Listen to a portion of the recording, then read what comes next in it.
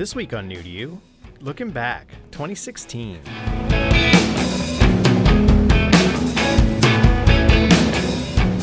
everybody, welcome to New to You Show. We are coming up on the end of the season. Next episode will be the 252, the end of a 52 episode run in the second season. So yeah, But not 252 episodes. Yeah, I think our 100th episode is somewhere in season 3, which will be like 312. The countdown's on. Yeah, we're pretty close. Oh boy. Tick. What are we going to do? Are we going to show up wearing funny costumes? I know. And with bells on them so everyone can hear how cool they are. Yeah. So we were going to kind of use this episode to look back on the year, not so much like specifically the show. I think more like stuff that stuck out to us and stuff that, was interesting to us from the year, kind of individually. And then in the next episode, we'll look forward into what we're excited for. What we hope to be excited about in 2017, if indeed 2017 arrives. Right. And so I'm starting to think it's not. I mean, this year just keeps going. I know, Alan Thicke. Yet, another one. Yeah. Another one bites the dust. Though, Alan Thicke, he was quite young, actually. Yeah, he was, all things considered. 59, 69? No, he was in his late 60s, but that's pretty young for an active adult male. Mm. So, on that note, New to You Show, if you haven't listened before, is a recommendation show. Yeah, where we recommend water coolers, refrigerators. Basically like office supplies for people who need to cool things off. I have not yet heard us dive deep into any Xerox machines, though, or like copy machines. Those don't keep things cool. They keep your bum cool for about as long as the glass holds out. I thought it was more any large device that you can congregate requires around. A little time to process that you can congregate around and perhaps strike up a conversation. Just like around the printer. Wait for the results. Yeah, printer hey man, works. While this thing collates, did you see the latest episode of that great show we like to talk about? That's true. It could be for scientists is a centrifuge show. Yeah. For everyone, it could be the waiting for the bathroom show. Well, if I was a scientist, it'd be definitely during the pipetting phase that I would be that I'd be discussing stuff. Maybe with you're people. sitting there waiting for him to crack, and this is you having a little talk with your fellow detectives. Or me, I'm just like, hey, when is this darn bacteria gonna become mature so I can count my culture? That's right. Yeah. When will they stop screaming? Yeah. So why don't we roll right into? Well, first of all, who are you? Oh yeah, that's true. I'm one of your hosts, John Holt. With me this week, it is true. He is John Holt, and I'm Keith Vincent. And I'm Julian Cage. Why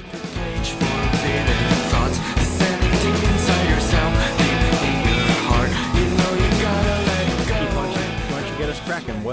What stood out to you in 2016? There are a lot of things. I don't generally like to kind of rank things at all. I think a lot of what you enjoy is within the context of that, of the where and the when. Therefore, it's hard to say, which is the best Rambo movie, because obviously, when you're a kid and you're seeing the Russia one, you like that more than the very first one, which has a neat political statement in it. Tonight I'm going to talk about Rambo. Yeah, so I was thinking Rambo or Rocky. You could say, I guess that statement could work for both. Yep, either way. Rocco. So, all right. I really only consider the first two. I don't think any Rambo's after 2. No, you're wrong. Part 3, where he actually teams up with the Mujahideen, who teaches him how to make Taliban? IEDs. Yeah, he does. He could be hanging out with Osama bin Laden. People watch that movie. Rambo Part 3. He's in Afghanistan with the freedom fighters, who are the Mujahideen, who later become the Taliban, potentially. Getting back on track, there are a lot of things that stuck out. One of the things I was going to talk about, I think Julian wanted to have dibs on, so... No way. No. You can take it. All yours, we bro. can all talk about it. No. We all want to talk about it. We are all going to talk about it. But what I'm gonna mention, what I'm gonna drop a line of a couple things that really stood out, and then I'm gonna kind of dive a little deeper into the one thing that I want to discuss more than the rest. There are a lot of things. So the new Wilco record came out called Schmilko. That's a good one. The Deadpool movie I liked quite a bit. The movie Zootopia was a big surprise. I don't know where I'd rank that in the pantheon of animation, but it was like a big surprise. Same here. Yeah, and we all talked about the stop motion movie that we liked. Kubo. Kubo. And another thing I'm trying to do is bring up things that we haven't discussed in length on the show, which is kind of hard because usually we talk about things we like here. Stuff, yeah. And I don't know if I mentioned this, but the podcast Hello from the Magic Tavern, which I do believe I did mention, Yes, it was is one of your a picks. great thing that I'm fairly certain I discovered at the beginning of this year. Musically speaking, the Chance the Rapper record, Coloring Book, is just amazing. And why I mention it is that, I often talk about music on this show, and it's usually old stuff. But it was super refreshing to find something that's really mainstream that I think is like, oh, thank goodness. Something so mainstream, something that everybody seems to be responding so well to, I think is absolutely brilliant. That doesn't happen very much with me and popular music. So check that out. The Chance the Rapper Coloring Book album is just fantastic.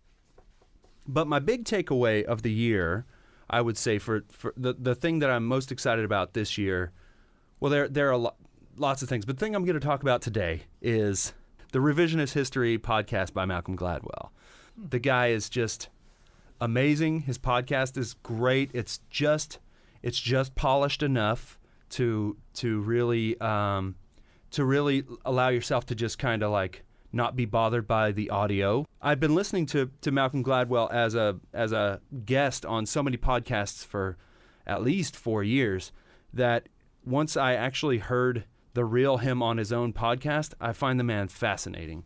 I find his like rage fascinating. His righteousness, he and I are like in lockstep with what our value system is, and it's just amazing to hear it so well articulated on his show. And so well, his show must take so much. I mean, the guy's a journalist, so he really does his research.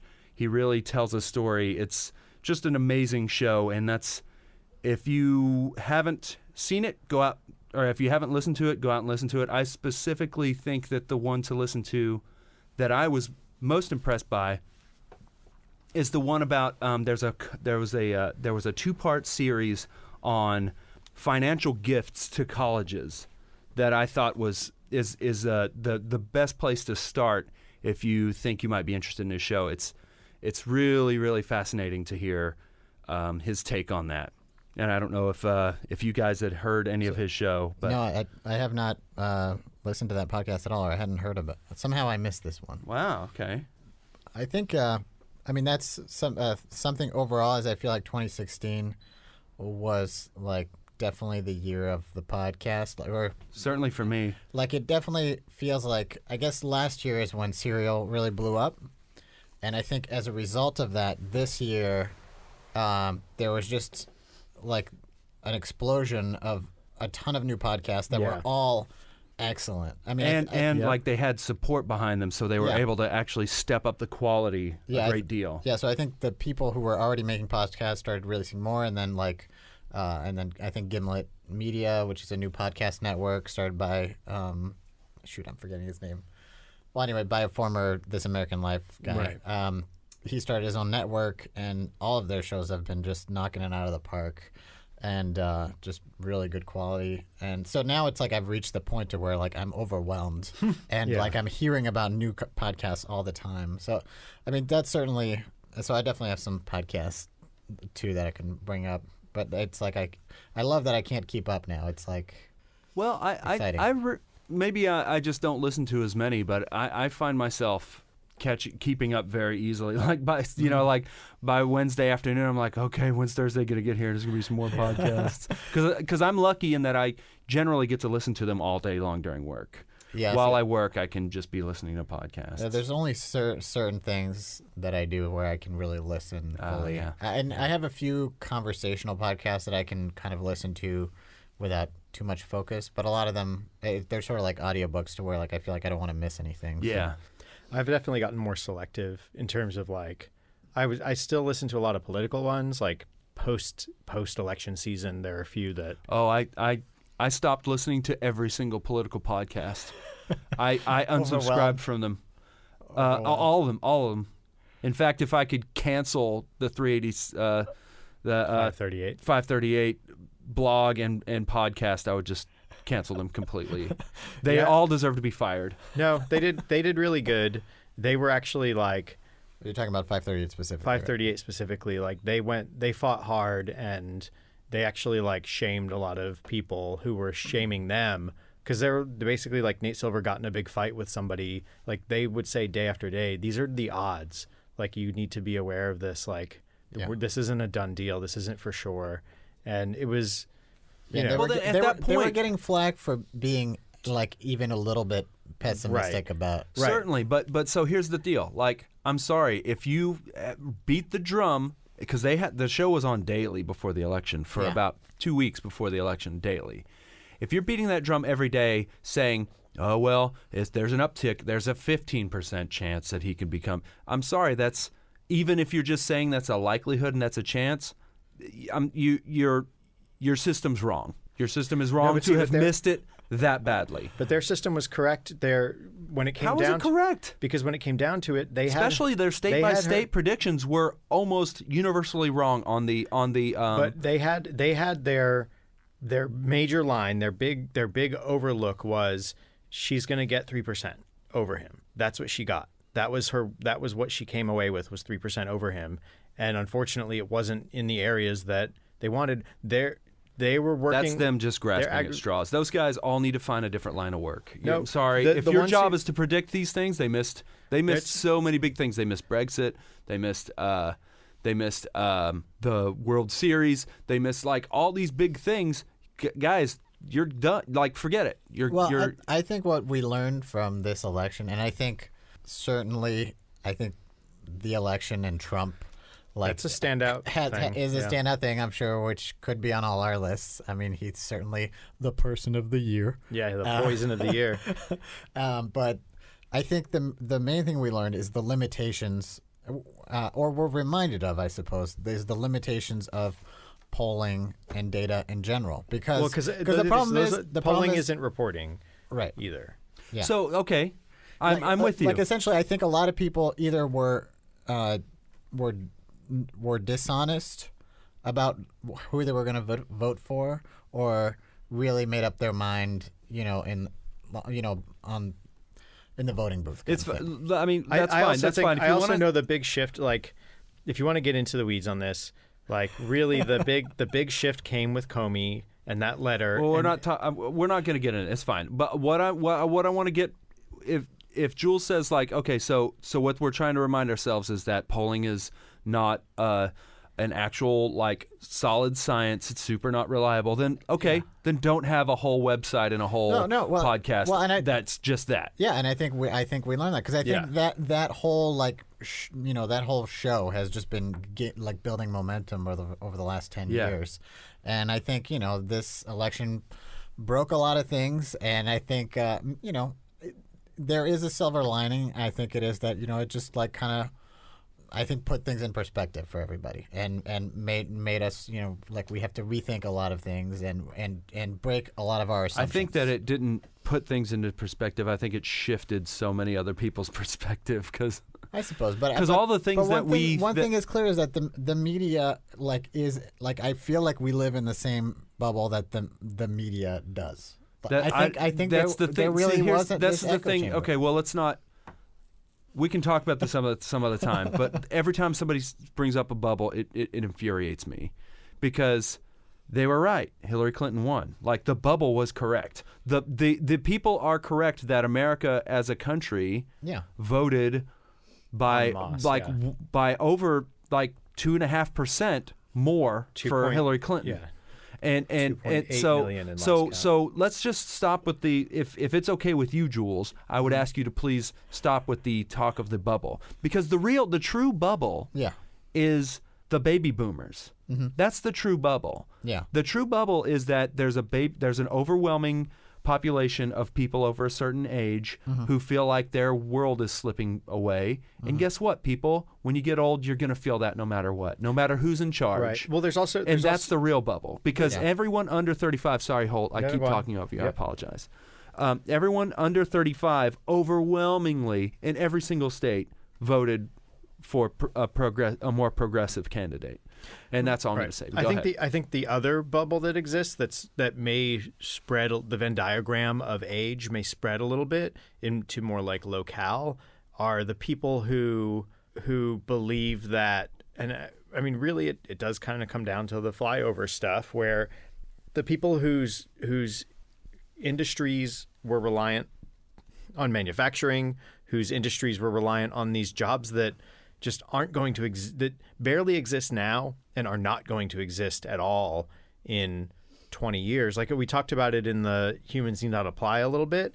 Even if, that's an extreme example, but it's not like that stuff comes back. Like automation, you see what it does to the auto industry and places that build their entire community around those things. And what you get are people who are mad that they're old. They see their world slipping behind. They don't understand Twitter. It's like, I don't understand this world. What the music kids are listening to. But it's also like the people who are, in their 40s, whose dad is that boomer, who haven't left that, like, the reason why people get mad about colleges, and there's also this like boogeyman aspect to going to college, like you're going to go to college and turn liberal or turn gay or turn, feminist or whatever.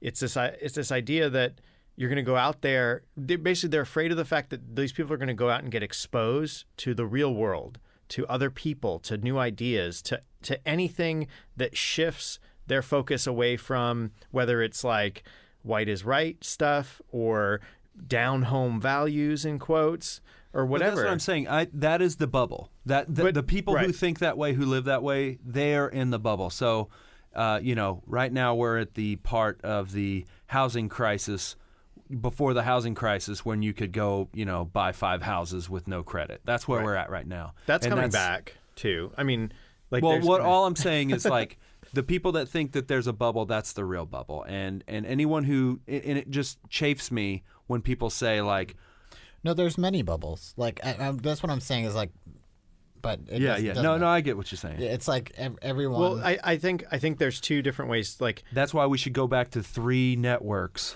right? So we can have news. So we can just have one bubble that we all live on. We should go to state TV like Russia has. Oh no, that's happening. Don't worry.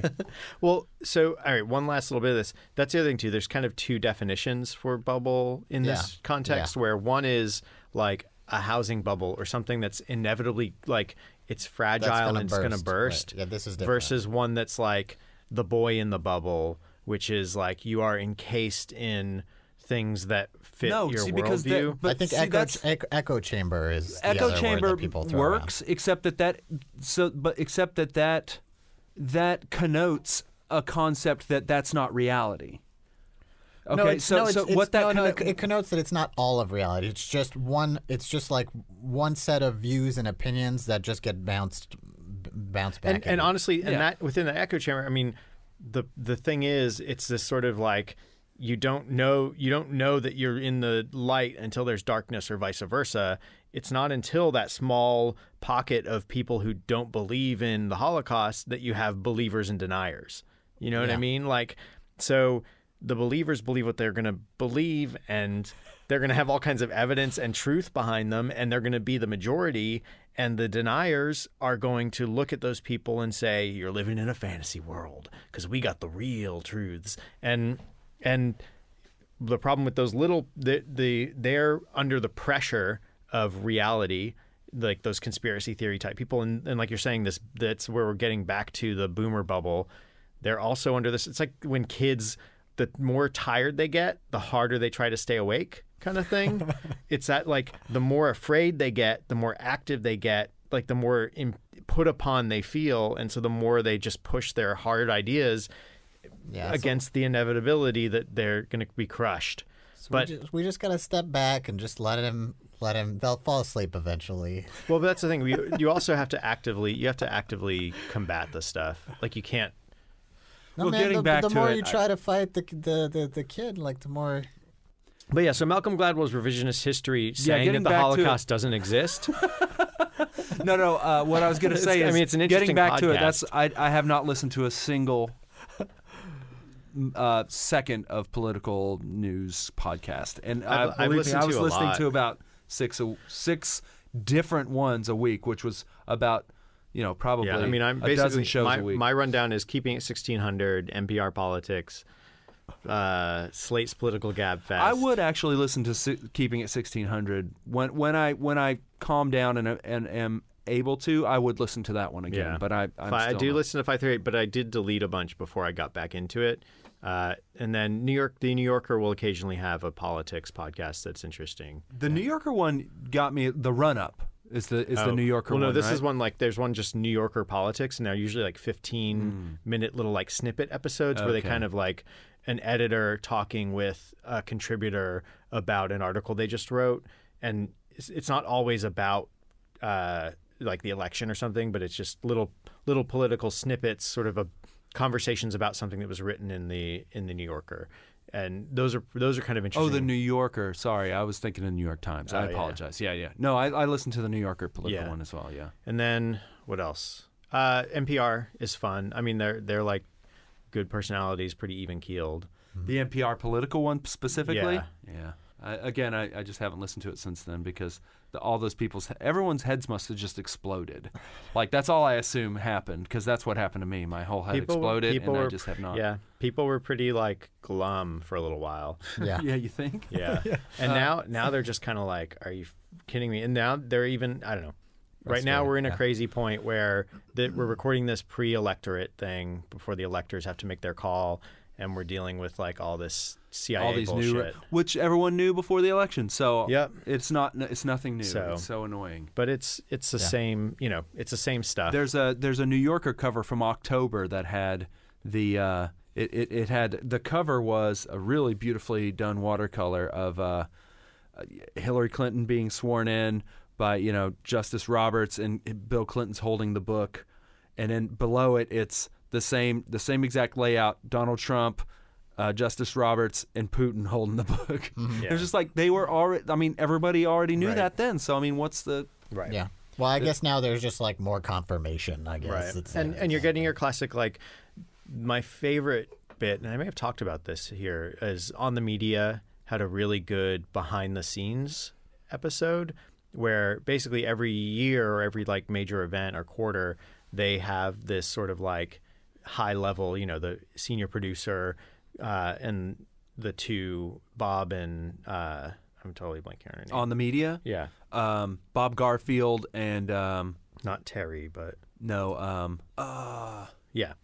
But Yeah, yeah, yeah. she's awesome. And but anyhow, they have this meeting where the two of them are basically saying, well, what do we do now? Like this whole time we've been sort of like, covering the media who was failing, and we were failing in covering the media fully and properly maybe, but we were like kind of ribbing, like, did we not show something? Did we miss something? And so do we need to get more poisonous voices on and expose people to them, to inoculate them, like that kind of conversation. And I mean, like, it was brutal. Like Bob was like, we have to fight. Like it was very, well, he was often on the NPR.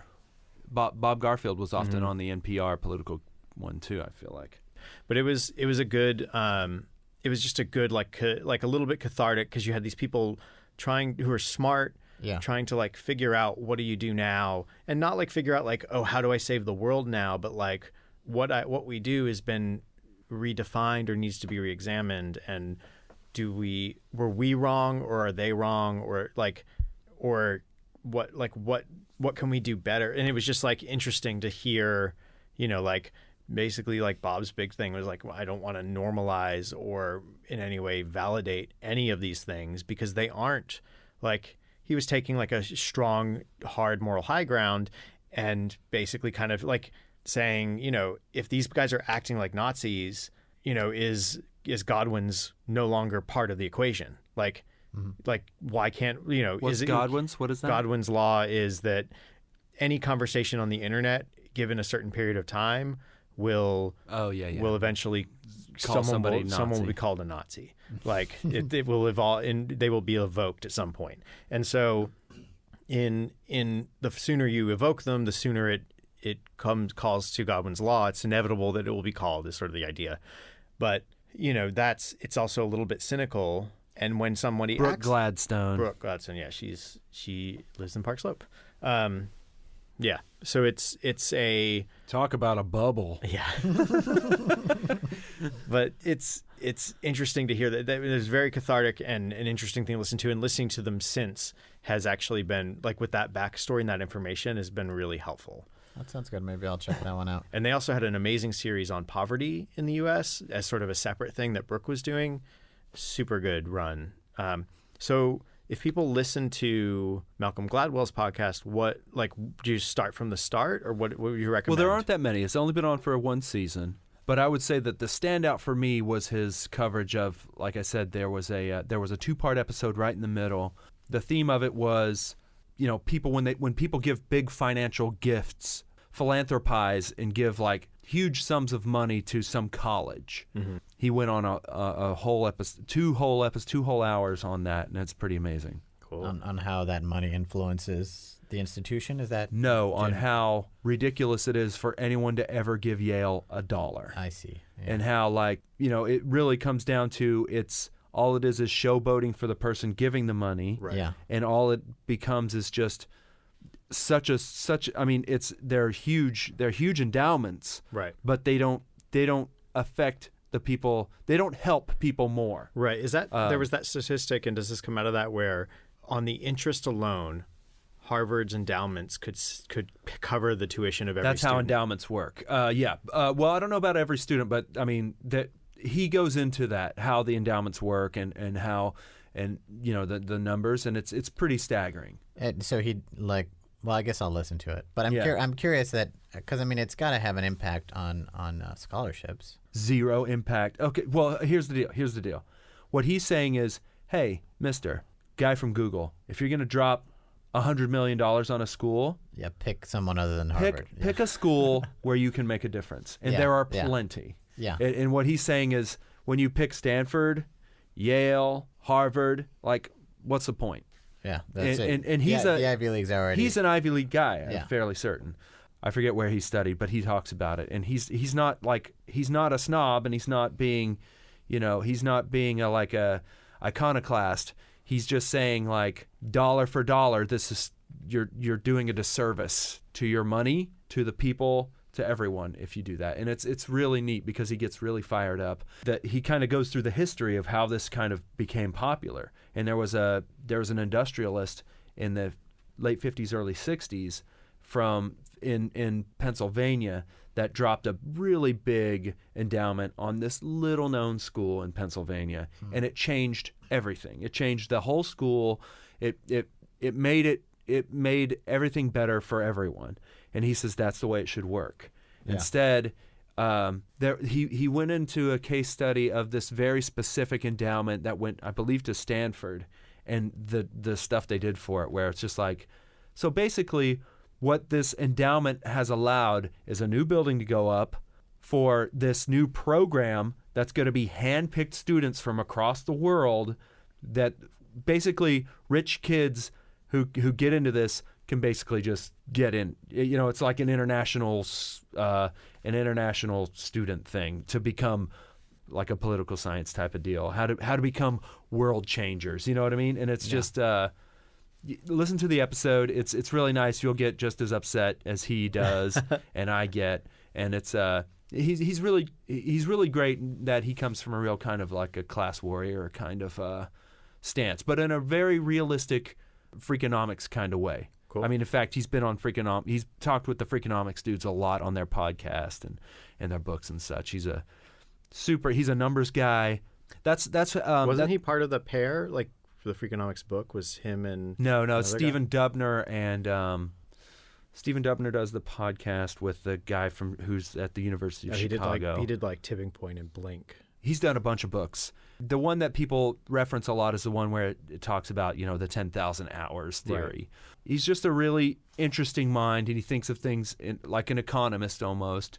He thinks of things in a very dry scientific way that's just amazing. But he brings all that to sports and stuff. I mean, that's, there's this neat kind of subculture within sports that's actually gotten bigger and bigger in the last 5 years. But the kind of like Grantland, like wing of sports nerds, where suddenly, if when I was a kid, if you were that nerd, but you applied that all to like sports data, that's what these dudes grew up to be, and that's Malcolm Gladwell. Cool. And it's really it's fascinating to listen. He's super smart, and it's just you learn so much just from listening to his show. All right. So like Radiolab. So it's revisionist history with Malcolm Gladwell. Mm-hmm. Oh, there's a really good one where he talked. Do you remember the Toyota recall when they were recalling the Toyotas? He does a really great kind of like expose into that, where he's just like, this was actually mass hysteria. There was no real problem here.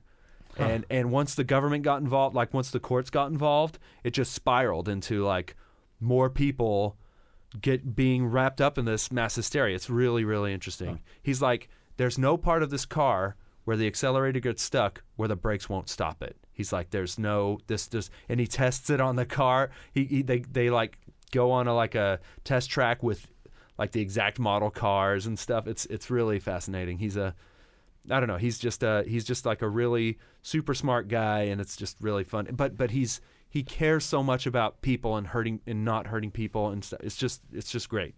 He's a really, really sensitive, great person. Cool. And he's Canadian. Hey. Yeah.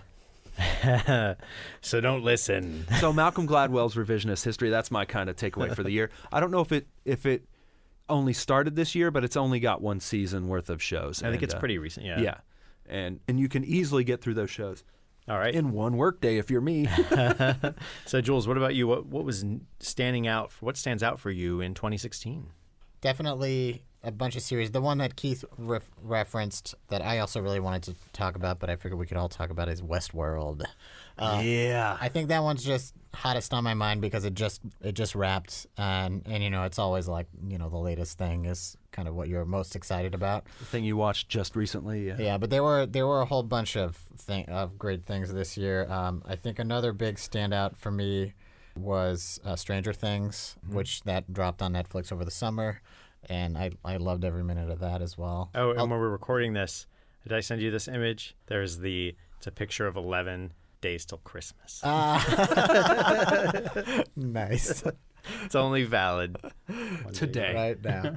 In terms of movies, I agreed with you on Zootopia was a big surprise also. Moonlight, I really, really liked Moonlight. That was cool. I didn't see that, but it was really good. It's getting a lot of praise. Yeah, no, it was really great. And it's a very intimate kind of movie, and just a very it's a very kind of, it feels, I don't know, small is what I want to say, but I don't mean that sounds wrong. But right. Not a small impact, but no, it's just like a small story, like compared. We'll call it intimate. Yeah, because I feel like there's been a lot of epic sweeping stuff recently, and it wasn't right. kind of it was refreshing. Yeah. And I suppose Arrival was.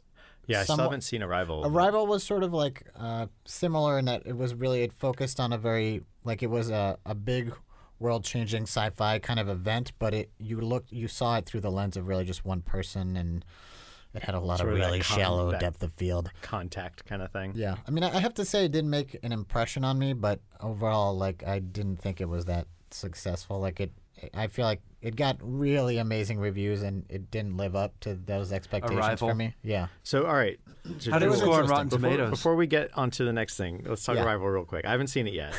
But so one of us has seen this movie. But this is more of a metrics thing. So, Interstellar, you weren't a fan. That's true. Well, Gravity, not a fan. No, I liked. Okay.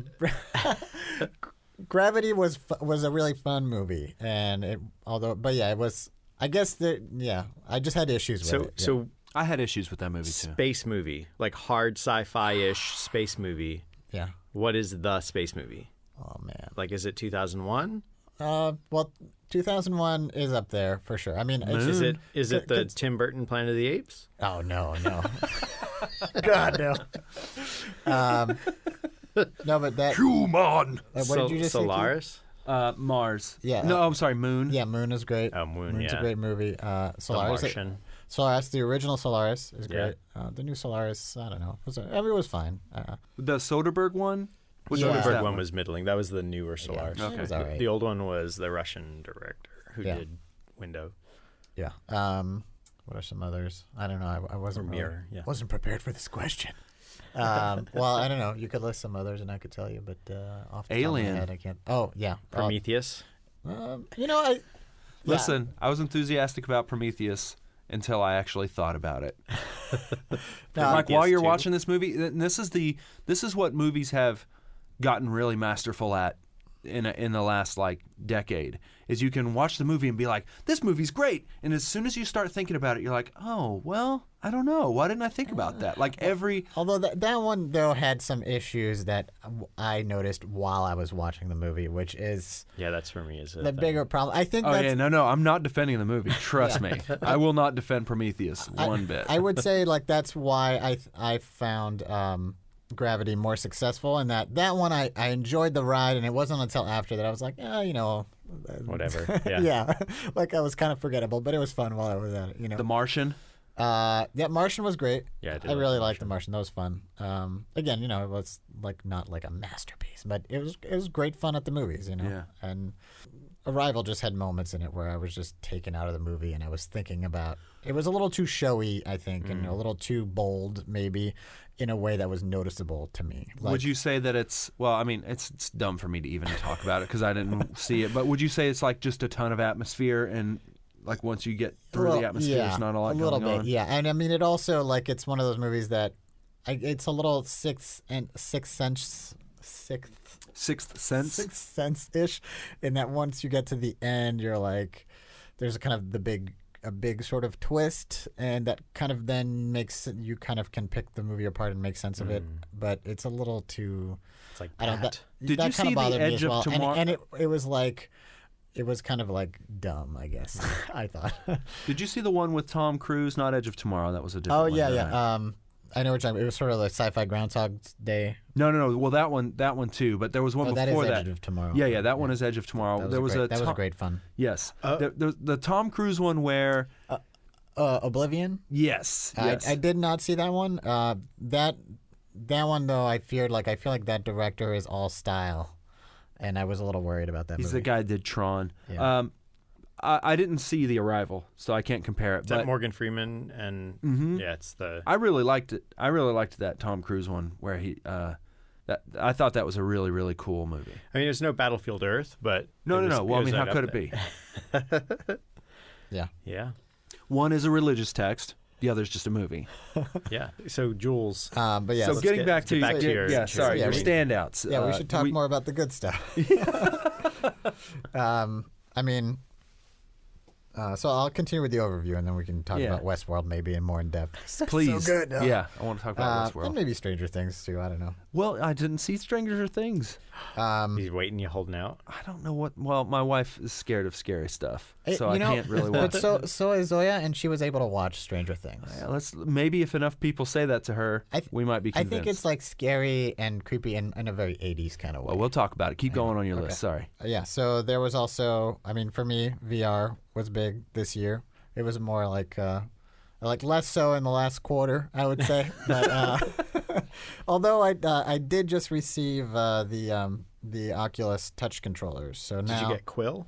it comes free. Yeah, so there's 2 apps, but I just got it. I haven't gotten a chance to set them up yet. But so that's kind of reopening the door a little bit. Yeah, there's 2 apps that come with it for free that are VR creation apps. So there's Medium, which is a sculpting app, and Quill, which is a drawing app. And I With think like there's heavy zoom depth too. I saw someone do a video Yeah. where it's like Yeah. like in multiple levels, like so it's like you're Oh, I saw that. That was created in VR. It was like a Yes. Quill, yeah. So it's like a little planetoid. yeah, yeah. And then you go zoom in, on you see these some guys, aliens like, holding a globe. and you go Yeah. in on the snow globe, and Yeah, and there's a that- thing, and then you go inside a thing, and it's And like so So that was all made in that. Yeah, that's yeah. amazing. And so that artist has been, I forget his name right now, but it's like I think it's Gorak. Joe Drawy face. yeah. Joe Drawy yeah, guy. that sounds yeah. right. But he works for the Oculus Story Studios. I think he's their art director, and Cool. he's been doing a lot of stuff in Oculus Medium and in Quill. So he's put in a lot of hours. So I mean, I think he's also like he's a speed painter kind of guy who does like a lot of what do you call that? Story illustration, Storyboards. story development, like Oh, okay, yeah. concept art kind of Right. stuff. So he's very fast. So he's been able to apply those kind of scales, but to VR, to 3D. In that, because it does have that intuitive sense, but he's really good. I think not anybody can pick it up and do stuff that's good. That's that good. But I'm Well, excited maybe if to they try put in them. the same time he does. Yeah, no, for sure. So I'm excited to try them. And what's cool now too is there's a website where you can upload 3D models and you can actually see them in 3D. And so people have been using that to share stuff they've been building on there. So if you're Oh, curious cool. about what people are building in VR, you can just go on. What is the name of that website? God damn it. 3dvr.com. Oculus Rift. Sketchfab. Sketchfab Sketchfab. has kind of become like the go-to for that. So if you just go on Sketchfab and search like VR or the name of the apps like Quill and Medium. Medium, and then the Google Sketch up. no the Google one. I'm blanking. Tilt Brush. Google Tilt Brush, I love it. which is the one I've been playing with. Which is awesome. Yeah. So I'm excited to get to try Oculus's version of the hand presence stuff, hand drawing stuff. Yeah, it'll be interesting to see. Well, I guess we'll get into that for next episode. And then, I mean, obviously, we talked about Trump. I think that's been a big, the election and him has definitely been one of the biggest things of the year. And I think a lot of people, when it comes to that in particular and politics in general, have been doing a lot of looking back like we were doing. And I think our conversation was kind of a reflection of a nice little time capsule of what the conversation's been, at least around these parts. Again, less excited about it now, but Game of Thrones was, still solid this year. And in fact, I think I was more into it this season. I think because they're off book. Yeah, they're off book. And They can finally move at their own pace and finally, yeah. So that's. Though I will exciting. say that the whole last thing with Jon Snow was really dumb. Can we talk about it? Do we want to talk about it? I mean, Or do we want to keep We're- moving? let's keep moving. Let's Okay. go to Westworld. Yeah. Because Yeah, we'll talk. I think that's kind of. And then obviously there were a lot of great people died this year. That was a bummer. Yeah, that's rough. And then podcasts too. So like I said, I've been listening to a lot. I've listened to a lot of new podcasts. So many great ones. I don't know if there's. I was trying to think of a standout one that I would recommend. Trying to think maybe ones that are slightly more obscure. So a slightly more obscure one that I've been listening to a lot recently, because I've been getting into documentaries and documentary filmmaking a lot more. And it's kind of a newer podcast, so it's easy to catch up if you get into it, called Pure Nonfiction. Has been the best documentary related podcast, because the host, his name is Tom Powers, and he is in the documentary business. Like, he's an insider, so he knows a lot. And so he asks the guests, who are all other documentary filmmakers, really, I think, insightful questions. So if you're interested in documentaries and the people who make them, check out Pure Nonfiction. It is really great. Yeah, so Westworld. Let's talk about Westworld. Yeah. So, yeah, I think by far for me the best news show this year, and it was just incredibly. I was kind of right off the pilot. I was just loving it. Like, it Yeah, way same exceeded here. my expectations, like from the previews and so forth. And then, and I just kept, but I was kind of worried. I kind of was waiting for the other shoe to drop. I was like, oh. You and me watched this show the same exact way. Yeah, I think because and a lot of people have talked about this. It J.J. Abrams is attached. It reminded a lot of there's some elements that remind you of Lost. And and I've just been burned before by shows by shows that start out great and then you're like, I don't know. They make me never want to love again. Yeah, but now the season's wrapped, and I just love the way they tied everything together, and they answered a lot of questions. So I was worried it was going to be this building mystery that they never Right. answer, Yeah. and that And they then were at the gonna- end, they'd be like, "It's a maze, y'all." Yeah, and I was a little bit worried that they were kind of weaving this very complicated thing, but that they were maybe making it up as they went along, which happened with some other shows. But by the time they wrapped the finale, it was very clear that they had thoroughly planned it all the way along. No loose ends. I actually heard something recently, though, that they did have a little bit of figuring out early on, and that they actually went and reshot scenes for the first 3 episodes Wow. to make sure, because they had made some mistake or something, Huh. or they realized, the Oh, story's I bet going they in this did it with direction. the 2 dudes, the two, Maybe. Yeah. William and his friend Logan. That's all I I'll bet say. that's what they reshot. So yeah. I don't know what it was exactly, but I mean, that again goes to also is big kudos to HBO for having that kind of confidence and letting people Create. do that and spend the money to okay, let's go back and reshoot for these 3 episodes and all that. But yeah, so what's incredible about it is by the time you get to the end, it really ties most of the loose ends, but leaves open questions and creates a lot of new questions for next season. And next season, it's clearly going to be something very different. Right. Yeah, but I don't think it leaves too many questions. It almost just No. makes you go like, "Oh wow, what are they gonna Yeah. unleash on us next season?" Exactly. Yeah. And this season now is almost feels like it's the prequel. Yeah. Like And- it's the origin story in a way. Like it's very interesting. And it really, I mean, a lot of the story is driven by 2 females too, which I think is really Yeah. cool and done in a nice way that's not, it's not pandering, and it's not like, oh, they just dressed up a hot chick in like gear and she's gonna go kick ass. I mean, a lot of that didn't happen in a satisfying way. You know what I mean? Yeah.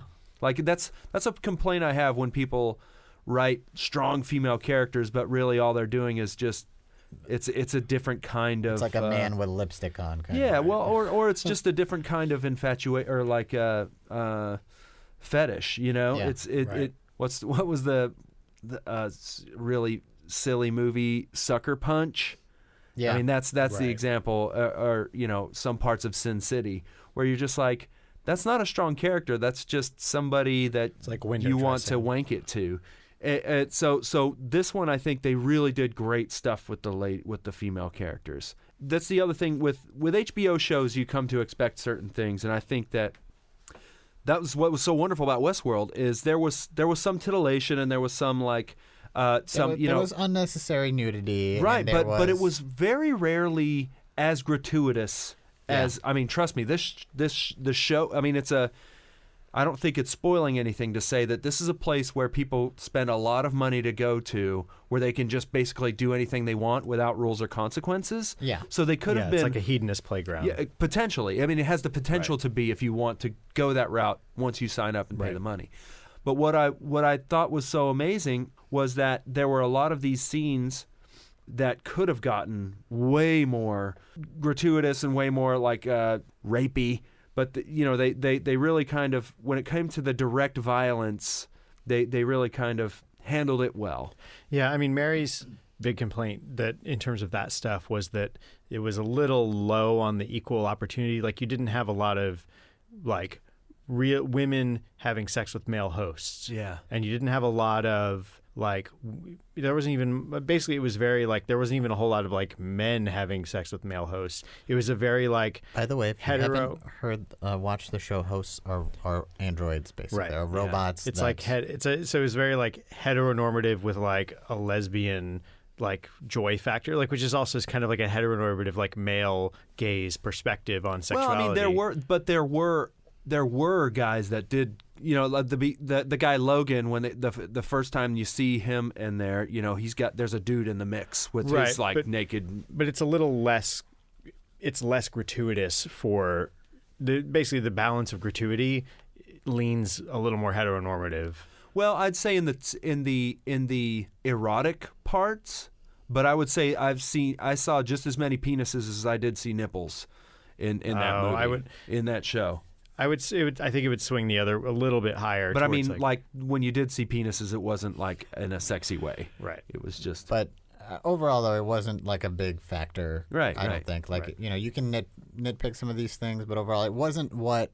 Like it really was. It was just on the periphery, and it really wasn't what the show was about. And what was impressive is once you got used to it, like the fact that the scenes where the hosts were naked, like the psychology of what was going on was so strong that I would forget that there was a naked person in the room. And they reinforce it in the story as Well, well. I think too, this was probably a choice by the filmmakers. They never showed nudity during a like sexy part. Yeah. The nudity was almost always in a very clinical, done in a Yes. very clinical way. Yeah, and again, that was sort of intentional in the story because it was Yeah. supposed to like remind the humans, workers, that these are not humans and things like that. Yeah, it was like sort of intentionally trying to keep the boundaries clear by, I guess, demeaning them, quote unquote, but they can't be demeaned because they're not humans theoretically. I don't know. But I just love, like, there's just so many great themes and just so much to think about. Like hard sci-fi too. Like Yeah.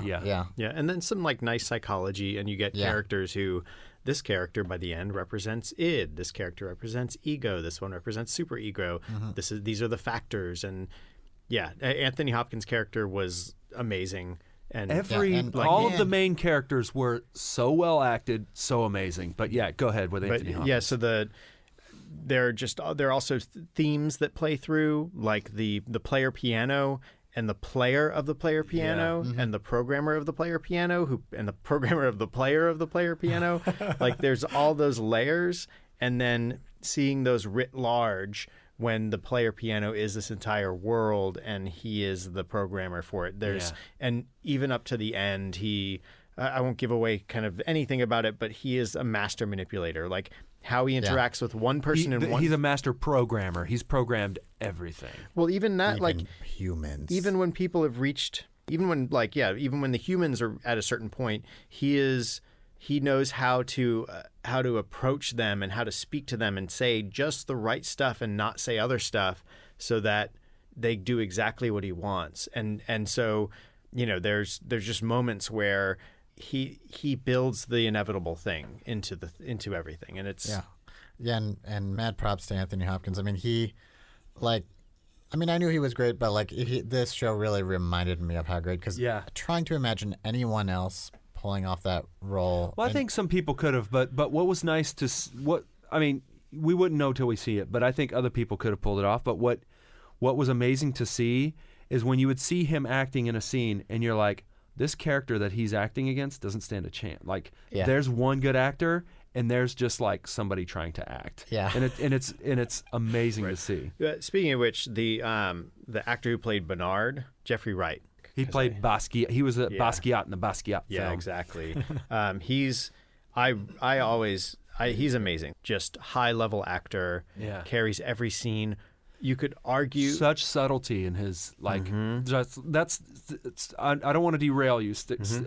I'm not trying to talk over you, but recently on some of our shows we were talking about plays, and I would kind of go off on like how I think. I've been kind of like turned off by the stage recently, which I hope is turning around based on a couple of plays I've seen recently.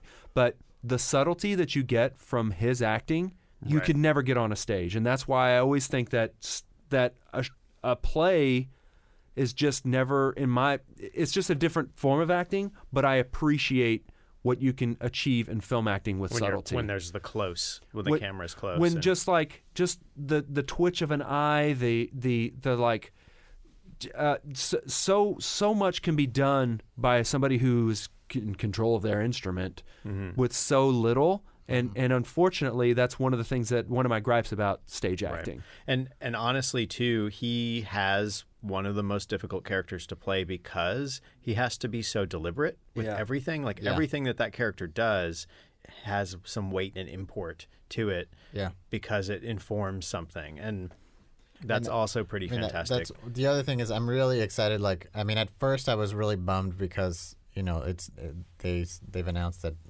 the next season won't be till 2018. And at first I was a little bummed about that, but then I was like, you know what? Like, I can just rewatch this season because it's going to be so much fun to rewatch it. Yeah. Right. To catch all the stuff Yeah, and because I've heard already from people who have already started rewatching it that you do, like, once you know everything you know by the end, but when you rewatch it, you catch so many things that you missed the first time that they were planting, along the way. That's amazing. Little cookies. Yeah, so I'm excited to Easter watch eggs, it. I guess. Yeah. But it just gave you so much. It just was so dense with ideas and such interesting characters. Like, I'm just really like, there's definitely enough there that I'm ready to rewatch it right now. Right. Yeah. And usually, like, I want some time. Right. And I think we get, like you're saying, the whole like Lost or Battlestar Galactica, where the journey up to the ending is usually pretty fantastic, and somewhat of a the ending can be your letdown or whatever. And it's almost inevitable because the thing is so good that how Like, could you how do possibly go end next, it? So right? And so, but not the case on Westworld. yeah, y'all. I mean, what's Not the case. really nice, and this is something they talk about in like the Writing Excuses podcast, is that there are good cliffhangers and there are bad cliffhangers, and this show uses good cliffhangers. The idea being that a good cliffhanger is one where you don't just say like, it's not like cut. Like, is he dead or like not? we hear a shot Yeah. and then like it's not what happened. A good cliffhanger is you see the guy get shot and you see the people's reactions, and the real question is what happens next. And so that's like Westworld really gives you the what happens next. Yeah. Which is, it's a great feeling to have, and It's more of a mic drop than a ooh, I bet you're wondering what are we gonna do. It's more like a mic drop. Yeah, in this finale, it's like there's so many possibilities that your mind is just like reeling with the possibilities of where they could go. Yeah. You know? and the last episode has so many reveals. Yes, it's Like insane. it recontextualizes. And it's an hour and a half long, which was awesome. Like it recontextualizes like 5 or 6 different things Absolutely. about the show. Like some stuff that like theorists, and we've kind of talked about those theories maybe a little bit prior on the show, but some things that like theorists had kind of spotted, like the timeline jump, that kind of thing. Wow, I can't believe somebody caught that, because that was a pretty big reveal for People me. caught that pretty early on. I mean, I can't believe that. How? Like They must have just watched the episodes over and over. They're just, I think, people who catch details. You know, well, Yeah, like good why is job. that logo different? Why is that logo different? But then they definitely rabbit hole, because then they're like, oh, the font on the can of condensed milk that she drops is different than this timeline and in that timeline, and it's like, whoa, you've gone way deep. But that's the kind of like, But that's the detail shows the that they invention. give you, Yep. which is amazing. Like the fact that the filmmakers were able to do that, and then It's to built be in, able to give people that. intentional, Yeah. And at the same time, they were juggling this complex machinery, really, because there was all these moving parts and everything had to fall into place by the end. And they did a beautiful job not only of keeping it all together and getting it to the end, but also of keeping the viewers. Like, they used a lot of like visual devices, symbolic devices, sound cues, Yeah. to reorient you, to remind you of things. Like, they did a beautiful job with that. And that's another thing too, that like symbols they would use, like, and some of those symbols were layered and expanded as the story went on, and people noticed things that like he had drawn a symbol on a chalkboard and half of it was erased in the beginning because it was actually like what he arrives at the end. Like, ugh, just so great.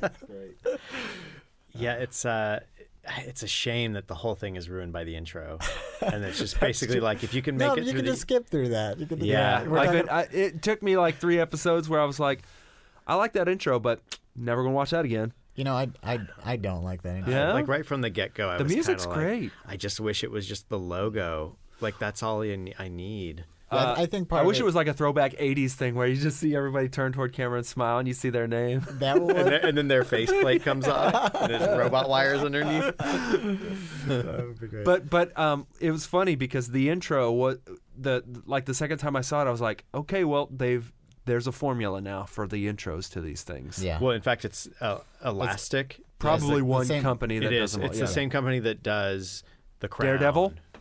I think they did Luke Cage. Probably Sure, they did Daredevil. Daredevil. They did The Crown. They did The Night Manager. They did Game of Thrones. Like, it's all the same. Like, Yeah, Well, no, good. no, I mean, it's- they've been doing great stuff, but this one I was just like, they got it's the formula now. Yeah. As much as It's getting kinda It's tired. beautiful, but it doesn't feel original, and it just is. It doesn't feel like it earns its length. Yeah, it it's is very really long. long. It's just not interesting. But getting to speaking of a gripe, all these great shows that we've been lucky to see in the last while, like Mad Men and Breaking Bad, some would put Battlestar Galactica in this category. I have like major like big problems with almost all of them. I would say that Westworld is probably one of the shows that I just, even if I have a little gripe, it's nothing. It's just like in the long run, I'm like, what they achieved is really remarkable. Yeah.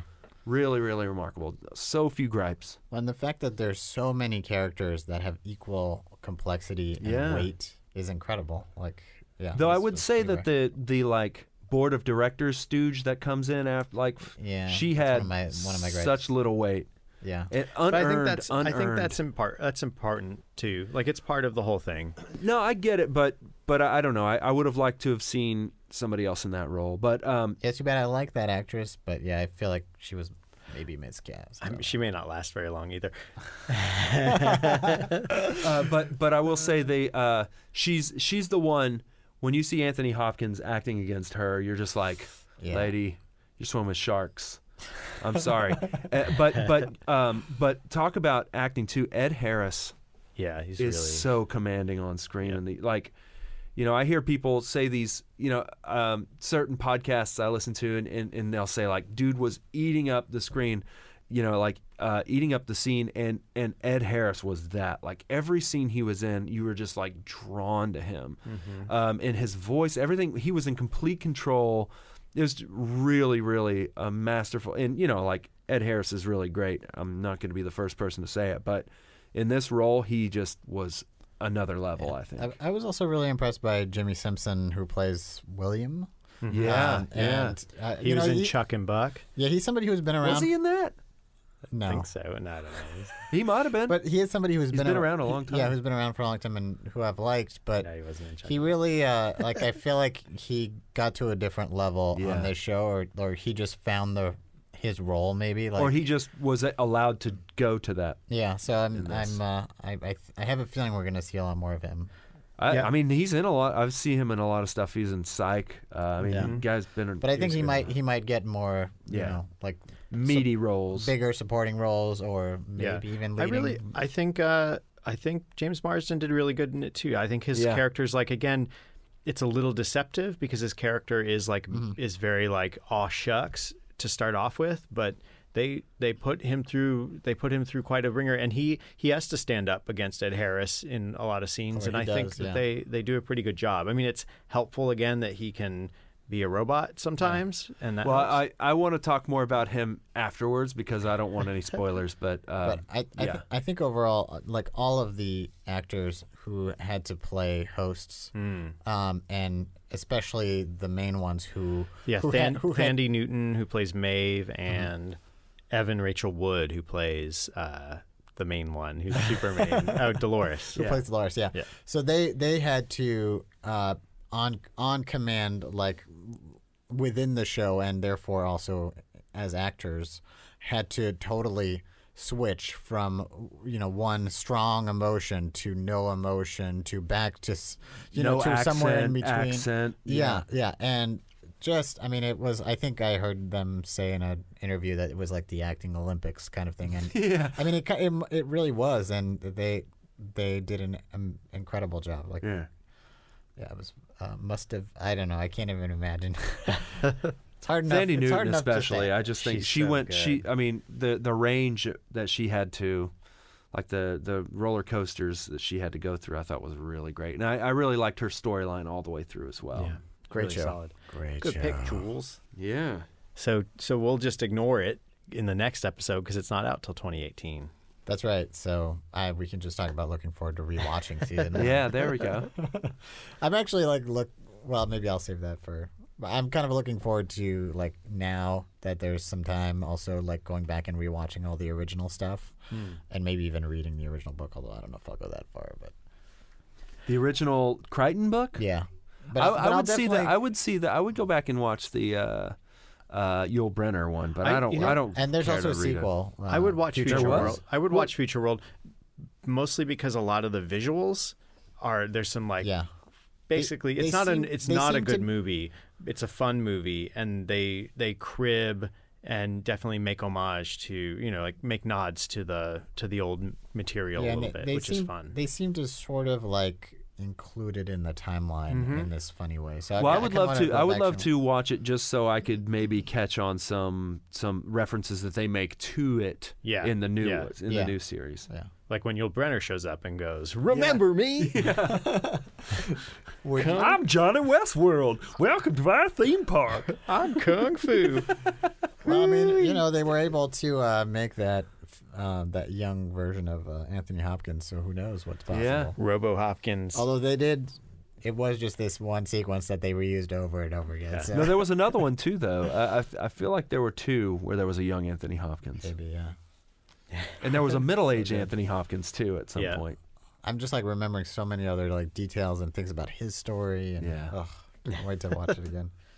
Great show. I mean, Stranger Things was a lot of fun and also really great, but I think Seemed easier. yeah, it's much it's not one that like It's popcorn. yeah, I wouldn't rewatch it, but it was really great fun to watch, and I think it was a great summer series as well. Yeah. And it's also like if you're rewatching that one, it's more to pick out all of its references, all the things that it's referencing from other films, rather than like what's going on within the show itself, which is pretty straightforward. Wow. Westworld's just so well put together. It's deep, man. Yeah, now it's like I'm like, how does Game of Thrones hold up to that now? Plus, in general, I'm more sci-fi anyways, so it's just really got me. Yeah. But maybe I don't know. Well, I mean, they're two different things. They don't have to. I mean, would you say, because it's hard for me to be objective right now, and Game of Thrones has been around for so long, and I'd read the books before the movie and the show and so forth. Yeah, how do you guys think they compare the show, the show think Game of that- Thrones versus Westworld? I think Westworld. I mean, it's a little bit different because the Westworld is less epic in some ways. Yeah, that's true. So there's an epic mythological quality to Game of Thrones. It's a bigger story with there are a lot of characters and through lines and threads in Westworld, but it's each thread is very It all happens within a contained. right. It's also very it's like you're zooming in on a petri dish kind of thing. Yeah. Versus Game of Thrones, like you are very much like globe trotting It's the true. whole time, and they're two very different challenges. Also, I would say though that I imagine you wouldn't have Westworld without the success of Game of Thrones, just to prove that you can keep this many active character storylines Right. going. Yeah, I suppose. I think that they really needed that as a see, this is successful in this way, and we can do that too with this many, because so many characters, so many storylines interweaving and yada yada yada. Yeah. Some characters get multiple storylines within it at different timelines. I know. I cry. so nice. I mean, it's I would say Westworld though, like to go into it. I think Westworld is a stronger property because it doesn't. There's an expectation. Game of Thrones is very clearly an adaptation Yeah. kind of thing, whereas Westworld isn't so reliant on its source material, and they have a lot Or more. reliant at all. Right. Yeah. So they have a But lot more flexibility. It took like the original nugget, the original like kind of premise, and just elevated it. Right. I mean, it's also it's sort of like it's a Michael Crichton concept, and that's what they're playing. It's sort of like life finds a way, intelligence finds a way, like definitions of life find a way, like welcome to Jurassic Westworld or whatever. Right. Like, but yeah. So yeah, good pick, Jules. So you can see that on HBO Now, HBO Go, all that stuff. Yep, all the HBOs. I would assume next year you'll be able to purchase it on iTunes and Amazon and all that. But right now, I believe you can only see it on HBO. So Cool. All right. Good go, Jules. So What about you, John? So me. So 2016. what stood out to me? I'm gonna say there's quite a few things. TV wise, maybe like The Crown. I've really been didn't enjoying watch The that. Crown. It's on Netflix. It's like the sort of rise of the current Elizabethan. So it's like post World War II when her father gives her power when she assumes the crown, and sort of that shift as John Lithgow plays Winston Churchill. So that shift away from Churchill as prime minister and her kind of taking on the mantle as the sort of leader of the country, during a rebuilding time. and also a little bit of a like. There's the rebuilding, but there's also the like after that when they actually like. There's a little bit of like a letting go of certain aspects of the empire. And so being the head of an empire that is somewhat diminished is there's just Well, a it was lot already well on its way to being right, that at that but point. she was presiding over it's sort of like Downton Abbey from Yeah. the perspective of the top. Yeah. And it's very interesting. It's also, you don't Is it like Downton Abbey in that every episode they're like, things sure are changing? no, they don't And its total lack of subtlety. it's a little it's definitely a lot more subtle. It's still very like soap operatic in some regards, but it's more elevated than Downton That's Abbey. cool, good. And it's fun. It's very nice, well acted, and just a nice sort of snippet, a take on historical events. Which actually, I mean, it's easy for us to take for granted because she's always been the queen. Mm-hmm. It's easy for us to take for granted just how young she was when she had to take Right. that over, and how it was really foisted upon her. Right. I mean, her family, her father didn't die. He kind of like retired from the king, right? No. Well, initially, her father wasn't even supposed to be king. It's Right, because right. her That's father's the- brother abdicated. Yeah. Which is a big deal. And then, Which is the King's Speech, the same Yeah. guy. Yeah. so he takes on the crown, and he actually dies of lung cancer. Oh, he did die. Yeah. Oh, okay. And so, Well, I mean, I knew he eventually died. He I had didn't- set her up to take over prior to that, but like they didn't have a whole lot of time. It was also this sort of like, let's not tell the king he's gonna die. Like, let's not give him bad news because let's keep hope alive. And there just wasn't much they could do. They did a surgery, took out one lung, and then he was everyone smokes. It's like Mad Men all over again. So yeah, More she- so she- because it was she- right after the she war. takes it on young. She had no expectation of ever having to take it on. Right, right. Well, I mean, it had been probably close to 100 years since a queen had been crowned, as opposed to, the male heir. I mean, she had there were no male heirs to speak Right. of yet. So yeah, she was kind of. It was also just not expected that so young she would have to, like, her and her husband. Like, there were some modern aspects to their lives that, at the same time, she also kind of wanted to be like Prince Philip. Yeah, Prince Philip. She wanted to kind of be just a house mom a little So bit. So do they explain why Prince Philip is called Prince Philip and not like King Philip? Why is he? Because he's not in line. He's not of the Windsor family. Yeah, but he could. When a king has a queen, she's still called the queen. She's not called she's the the princess. queen regent. Yeah, it's just he's not. You can't have a king and a queen, I guess. So they don't really get into it, but he's always going to be Prince Philip. Well, I know, but I would love that explained to me because it doesn't make sense. I mean, maybe because if he was named king, technically he would have reign over her. Right. But I mean, that must be something like that. But it's right, because that's how you get like the queen mother is the queen mum. queen mother. So yeah, that show's really good in terms of like more modern or recent stuff. I also like Stranger Things. Stuff I didn't quite like. Walking Dead is just kind of continues to be garbage. It's just walking. Yeah, just keeps going. Just keeps walking. Yeah, I really liked the OJ ESPN miniseries. Really Yes. like that a lot. Yeah, OJ Made in America. Yeah. Yeah, I meant to super bring good. that up as well. That was outstanding. The Better Call Saul stuff continues to be really good. Oh yeah, I forgot that was this year. Well, it was started in 2015, but okay. it's Season sort of 2, season yeah. 2 came up. So there are a few things that have been going strong for a while, like Silicon Valley, another show that just keeps delivering and was really good this season. The Americans had a really good season. Talked about that with Adam a little bit. Yeah, so there's good stuff. There's like duds like Luke Cage. I did not like at all. It just fell flat for me. I couldn't get past the first few episodes, and maybe I'll go back and try to get all the way through, but it's a tough one. The pace is slow going. Yeah, I'll have to work on it. I have been my guilty pleasure has been designated survivor. It's like total garbage. It's Oh, is that the one with it's Kiefer Sutherland.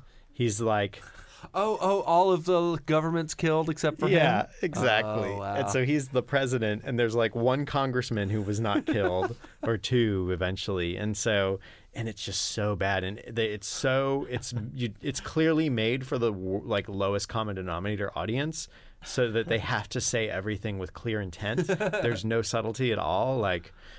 Two people when normally, like even in like a mediocre show, someone would drop a bomb and people would give each other a look. In this, it's like you drop the bomb and you give each other a look, and then you say that. Hey, didn't you just drop a bomb? Yeah, like, oh my God, they're dead, and then give each other a look.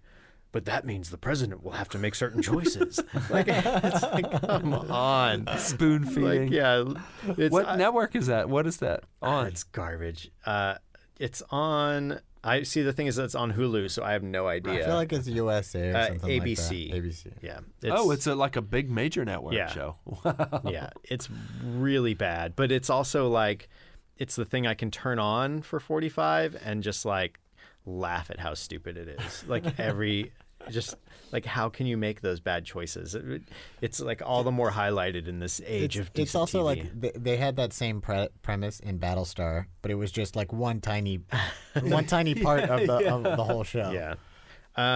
Other stuff that stood out. So I did a new podcast where I've been playing a lot of RPGs, Board Ghost. So we've played a lot of Fiasco, which is always a fun game. Played some Kingdom, which is another like a collaborative storytelling game where you kind of build a world and kind of inhabit it as different characters. And then Downfall, same exact idea, except the world will fall apart and you actually take turns playing the same trio of characters. So the characters rotate as you play. So you kind of take turns playing the hero basically and take turns playing the foil to that hero. And we also played there's a Star Wars role-playing game that Fantasy Flight puts out. It's really fun. Like a very elegant system, and we played it has like different chapters. So there's actually like 3 core rule books. So the one core rule book is Edge of the Empire, which is just like Outer Rim, pre-New Hope, kind of like smugglers on the outskirts. Empire's in control. Yeah, Empire's in control, but like still sort of like mob level stuff where you have like Hutts and Empire and this kind of stuff. It's like the very early, like there's almost no Jedi at all, because the people who have force powers, even as players, might just have sort of like, they might sense something. Well, they don't know that Right. So there's just like no one's super powered. It's a little bit more of like a space adventure kind of thing, like people on the like fringers, in an unexplored area. It's like Firefly. Yeah, exactly. And then you have the second sort of book, the chapter, which is Age of Rebellion, which is straight in the middle of A New Hope, where you get a little bit more Jedi stuff, but nobody's really like. Yeah, but how could you? No one could train a Jedi. There wasn't really like people just have a little more force sensitivity that you can have like a little. So bit nobody more, has a lightsaber. Might have, somebody might have more luck or something. Okay. So like just a little bit more, targeting or something, and then. But it's like you're a rebel, you're fighting the Imperials. It's like definitely in the midst of the war. A lot more space combat and like slightly larger scale combat stuff is available. And then the third one is Force and Destiny, and that one is kind of like the current like Force Awakens kind of stuff. And it can also be like Knights of the Old Republic, where it's like Jedi are around and they can do stuff, and they have like. There's the powers are a little more evolved in that one. And so you can actually just play in one and get the books for that and just play in that one world. So if you get the last book, that would also include the rules for the like Knights of the Old Republic era. Yeah, you can apply them to that. So it's pretty, like it sort of opens up the Jedi stuff a little bit more. And you have all the other stuff if you want to include it, but you could just play in the more like Jedi-y kind of stuff. So it's fun. It's elegant. The storytelling's nice. It's DM'd, which is also something new for the show, that we did a DM'd game. So so what are some characters that you could? I mean, like classes or whatever. I mean, we just played the Age of Rebellion one, and we had like there was a pilot and a soldier and like an engineer. They're all pretty much humans. No, there was there were a couple humans. There was like a calamari guy.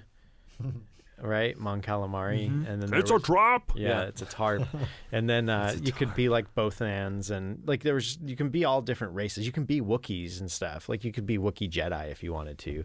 So there's like you can have Well, not fun. in that one though, right? Not in that one, Yeah. but you can be Wookiee pilot if you wanted to. But there's all kinds of there's a pretty broad swath of different characters, and the types are like spies and leaders, and each one has their own sort of set of skills, and it's got its own dice, which are kind of interesting, and the resolution mechanics are nice. It's very much about like dice have successes and failures, and so you're basically, when you roll a thing, you'll roll one die or a couple die for how good you are at something, like green die, and then you'll roll a couple purple die with it as to like how difficult so the number of purple die equal how difficult it is.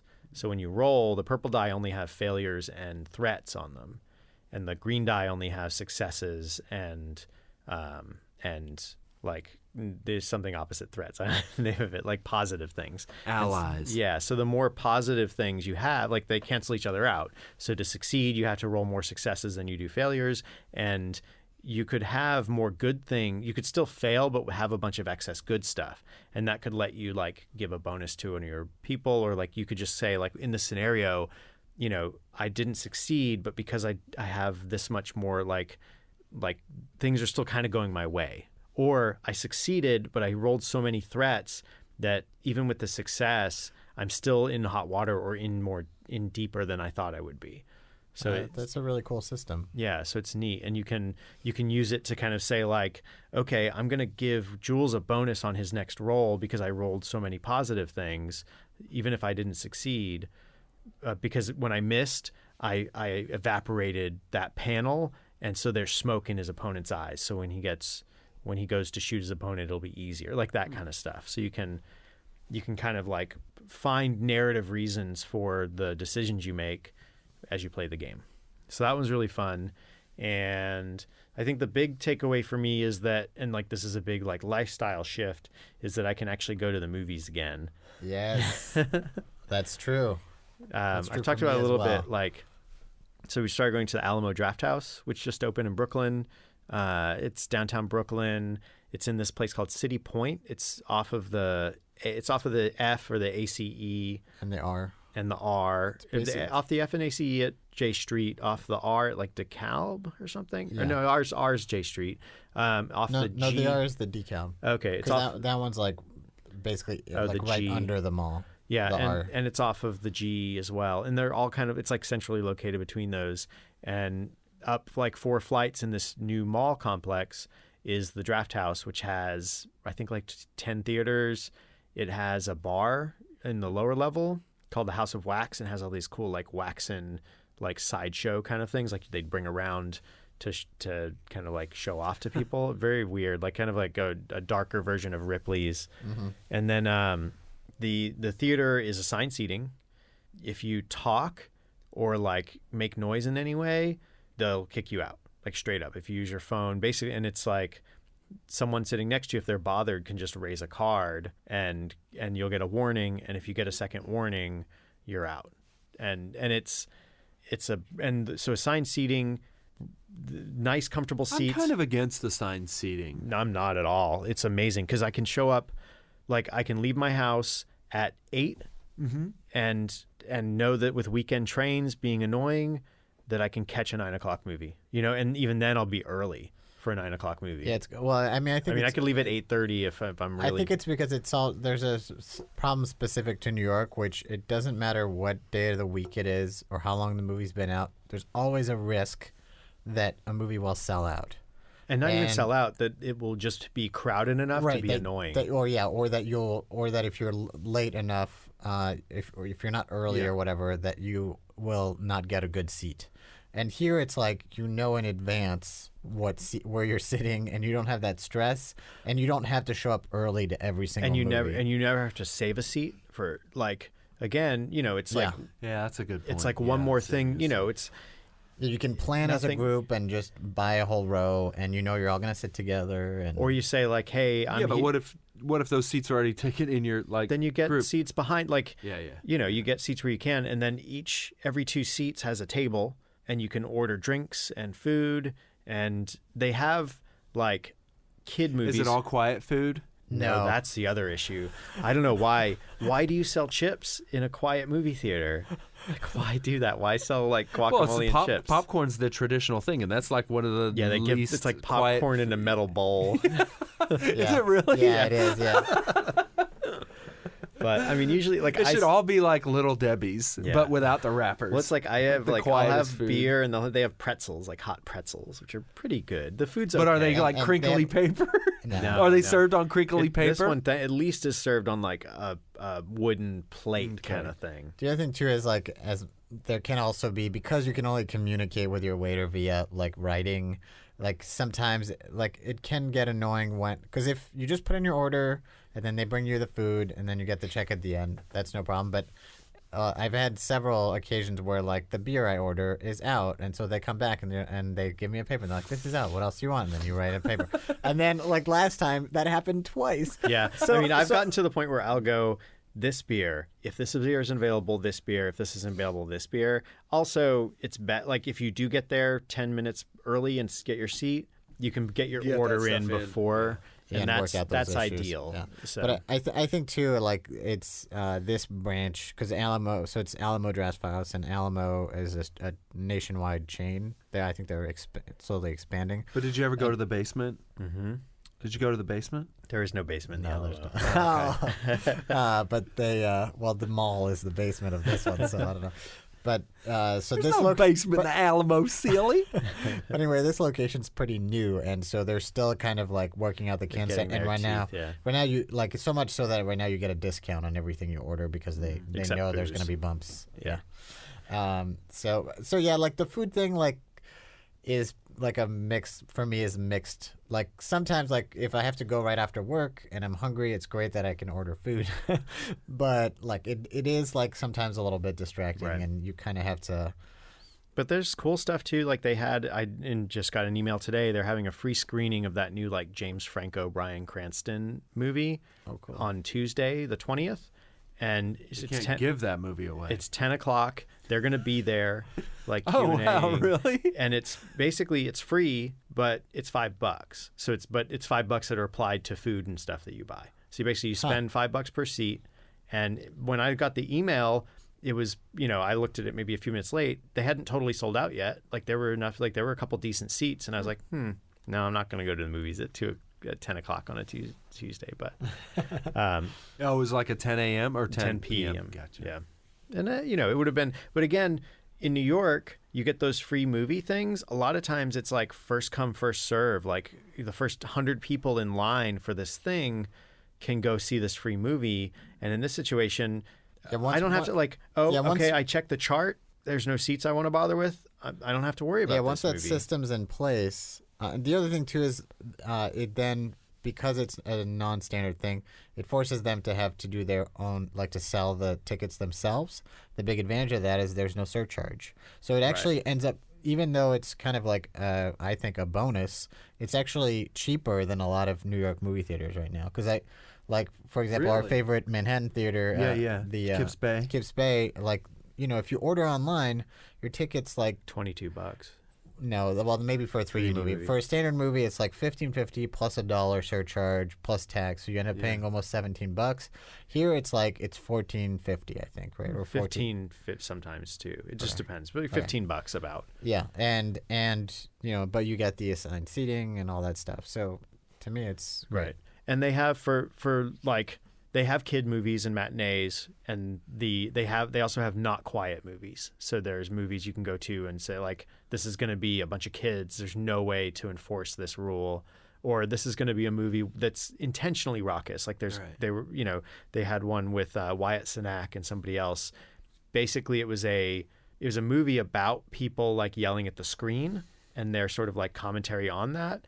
And so it was like encouraged that people be rowdy as well. So it's the good thing about the Draft House is it's also like a very like art housey with enough clout and enough like sway that they also get interesting stuff. Like the one in Austin, the original one, they had like there's like apocryphal tales or whatever. There's like actual events where, hey, we're going to show the new Star Wars movie, and who's going to present it. Nobody knew this in time, but like for the fans, it's the pre-screener. Leonard Nimoy comes out and like says, "Hey everybody, welcome, blah blah blah." Like For Star Wars? or for Star Trek or whatever the new one. Okay. But then for some other stuff, it'll be like, It would have been great if it got Yeah. any more for Star yeah. Wars.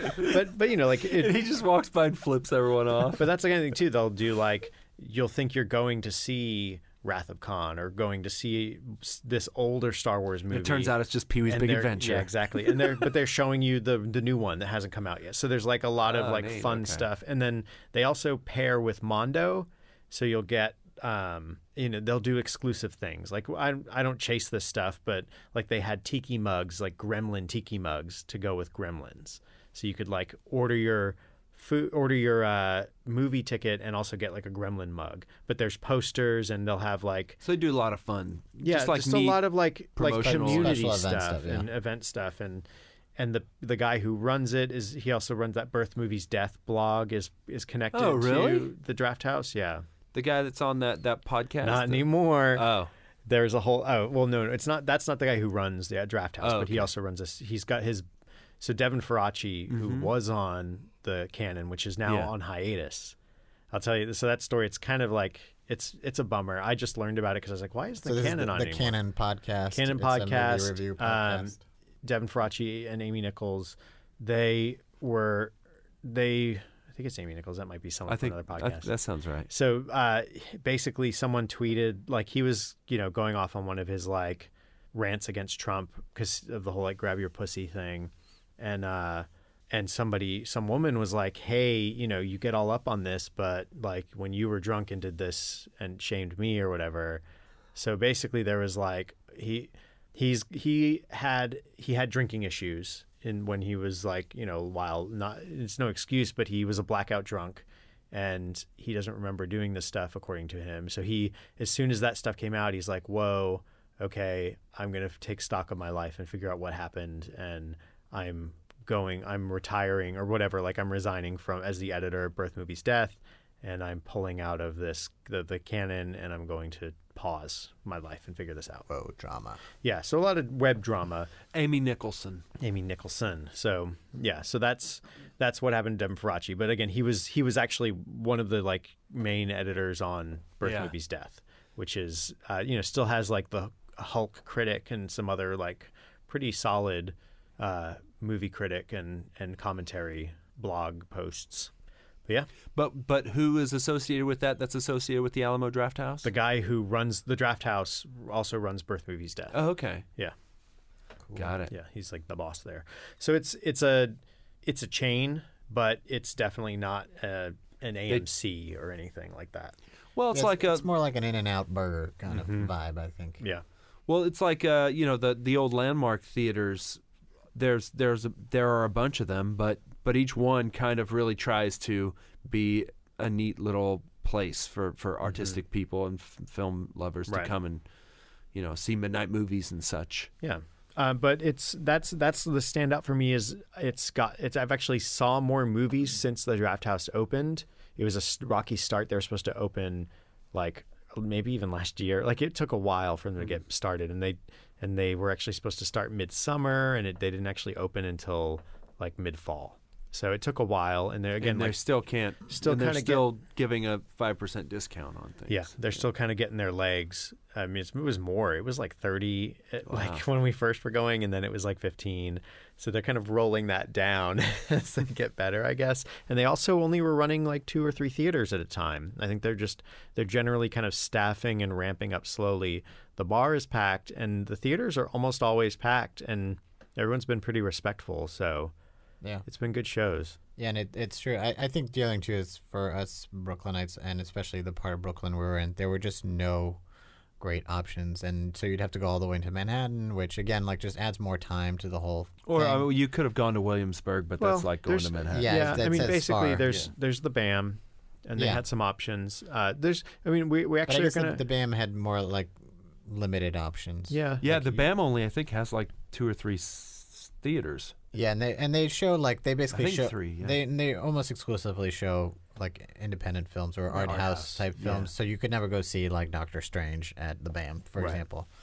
and Yeah. which I sometimes want to see those movies. Yeah, Yep. so yeah, usually I would go to Williamsburg, but now there'll be another art house theater opening in Brooklyn soon. Yep. The Nighthawk is going to open in about. Park It's Slope. going to take about a year. Yeah. So, But probably in the 2018. meantime, this is it's like, I mean, for you too, you're really close to the Sunshine and that stuff, but it's not a huge hike on the F even to Nope. get down to J Street. I honestly, and this is a bummer, I never see anything at the Sunshine unless it's a midnight movie. It's odd, and I don't know. They're doing weird things where they're just like almost purposefully not showing what movies are playing and stuff. Huh. It's Well, really weird. I had actually heard from somebody who was like who works in film distribution, like they had heard that they were going under. Well, somebody bought the building. That much I know, and I think that sent a lot of people into a scare as to like, Yeah. you know, so how much longer does the theater have? So Yeah. that's what I know about it. Yeah.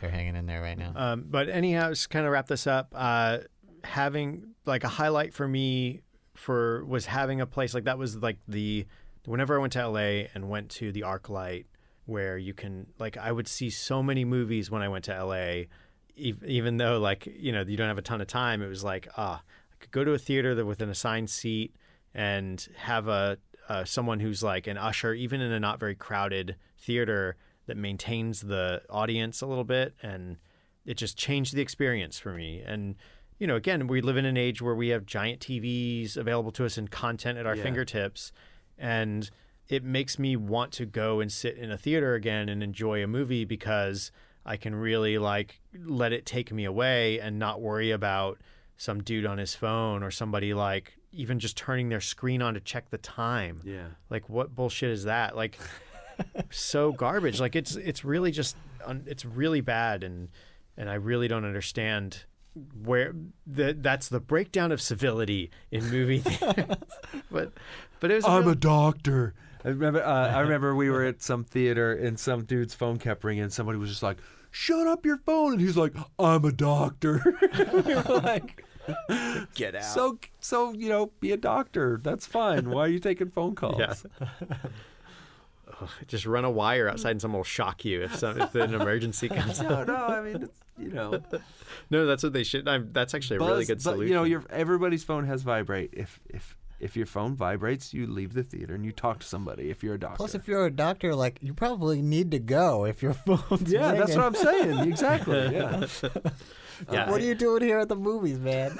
Yeah, but I'm it's dying out there. It's a game changer. Like I saw more movies in the theater in the past few months since the Alamo Drafthouse opened than I had seen over the course of the rest of the year. Yeah, I saw like 4 movies in 2 weeks after the first time I went. Like after that, I was just like bam, bam, bam. Because I don't know why it was really changed it. I think, but the proximity had a lot to do with it as well. Made it easier just to be like, yeah, I'll go see a movie. And Yeah. I know, because otherwise I'd be like, oh, it's gonna be midnight when I get out, and then I got another hour on the subway. Yeah. It's like, so. But and Makes it also easier. there's that math. Like we already, like all right, if you live in the suburbs and you're like, oh, I just got to get there a half hour before, but it's gonna, it'll take a 10-minute drive, so it's like fine. Like I'd do a 40-minute drive and get my movie in or whatever. In New York, it was all right. So we got to get on the subway and get there. That'll take 40 minutes to an hour. And we'll probably want to eat, and that'll take another hour and a half. Oh, and we want to get to the theater at least 30 to 45 minutes early. So like that's the front of the movie before you even get there. Yeah. And then after the movie, it's like it's going to take at least an hour to get home, maybe more if the trains are fucked up on a late night on a weekend. And this removes so much of that because it's like I'm going to get to the theater. If I get to the theater an hour before the movie, I'll go to the bar and meet people there and have a drink and then go sit down, and I can, if I'm hungry still, I can eat at the theater. Like, basically you compress, you have that time. Yeah. And a lot of that time is just like bullshit. Like you're just waiting. In a line. Right. Well, if they just added a gym with showers, like you could live there. nice. You could I work like there this. too to afford this. Down in Florida, where my wife is from, we went to go see some. Every time we go down there, most likely we see a movie with her nieces and nephews. So you go to that theater that's sort of like Spanish stucco, kind of like. big. No, this one's a big movie co. It's a big, but I remember one of the first times we went down there, we're like, okay, so the movie starts at 8. What time should we, head out there? And they're like, well, the movie starts at 8. We're like, yeah. So what time should we get there? And they're like, 2 minutes before 8. and the place is like 10 minutes down the road. So the idea of just getting there 2 minutes before the movie starts is weird, and it works. And that's just takes some getting used to. So I understand what you're saying. Yeah. Yeah. So yeah, that's my pick. That's my 2016. It was a rough end to the year a little bit, but it was a good run up to it. The best and the worst of the year all happened at the end. Well, that's the freshest part for us, I suppose. But definitely a lot of the things we talked about and I think happened more towards the end of the year. Yeah, it was a little bit of a slow start. Westworld was, fall season. Yeah. Our pal Jace passed away this year earlier too. in the year. Yeah. Yeah. So this year's been pretty marred all the way through, from the start, from the jump. Yeah. But there were some nice things, some traveling, some going to good weddings and seeing a lot of people. There's good stuff too. Can't discount that. Yeah, I guess. But yeah, let's wrap it up there on that sour note. Yay, bittersweet. 2016. To such a question, there are many possible answers, such as hard work. Years ago, the holy is a good Feel I'm alone in this. Well, next week though, we're going to talk about things that we're optimistic about for 2017. Yeah, That's gonna be rough too. That's gonna be hard. The idea of optimism is kind of tough. Yeah. Right now. But thanks everybody for listening to our 2016 wrap up as we get near the end of the season 2 of the New to You show. I was one of your hosts, John Holt. You can find me on Twitter at Lord Joho. Keith, where can people find you? My name's Keith Vincent. You can find my stuff at earthlingkeith.com. And I'm Julian Cage. You can find me at Beautiful Jules on Twitter and Instagram. All right. So, gang, you can find out Nice more. radio voice just there, Jules. Oh yeah. You got it real close. You got it Real close. So to find out more about the stuff we talked about on the show and to find links to all kinds of stuff like our contact information and to find out all kinds of stuff we talked about over the past year, go to newtoyoushow.com. If you want to find out news about the show coming out, and that's kind of all we post there, go to Twitter at New to You Show. We're also kind of on Facebook. If you search, it's also a similar sort of like, there's nothing to follow. I guess follow me on Facebook. Maybe I'll make an actual page. We'll all follow you, Holt. And go on to iTunes, leave us a review. If you want us to do this again next year, just tell us on iTunes.